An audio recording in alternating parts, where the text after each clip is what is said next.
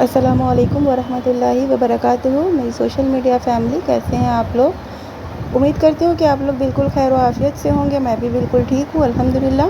تو چلیے آج کی حدیث شروع کرتے ہیں۔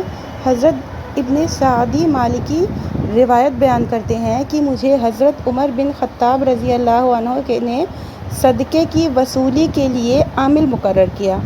جب میں اس کام سے فارغ ہوا اور انہیں وصول کردہ مال لا کر ادا کر دیا تو انہوں نے مجھے کام کی اجرت دینے کا حکم دیا۔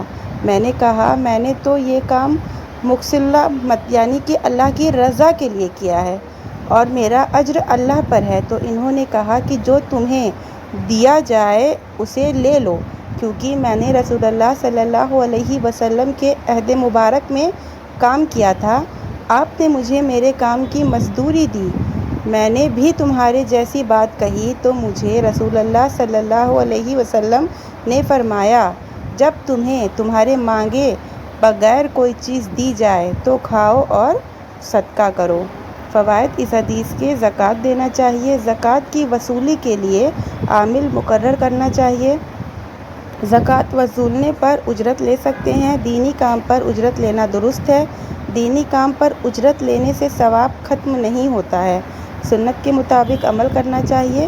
صحابہ اکرام سنت کے بڑے حریص تھے، بنا مانگے جب کچھ مال ملے تو لے لینا چاہیے، صدقہ کرنا چاہیے، زکوٰۃ کا مال وصول کر پورا مال ذمہ دار تک پہنچانا چاہیے، اجرت دینے میں تاخیر نہیں کرنی چاہیے، کام اللہ کے لیے کرنا چاہیے، اللہ کی رضا کے لیے کام کرنا چاہیے۔ اور جب آپ دینی کوئی کام کرتے ہیں وہ ثواب کے آپ مستحق ہیں، لیکن اس پر جو ہدیہ آپ کو ملتا ہے بہت سے لوگ اسے نہیں لیتے ہیں، اسے اللہ کا شکر ادا کر کے لینا چاہیے، اس سے آپ کے ثواب میں کوئی کمی نہیں ہوگی۔ اور ایسی ہی ویڈیو کو سننے کے لیے please do like share and subscribe my channel. آپ کو میری ویڈیو کیسی لگتی ہے مجھے پلیز کمنٹ میں بتائیے۔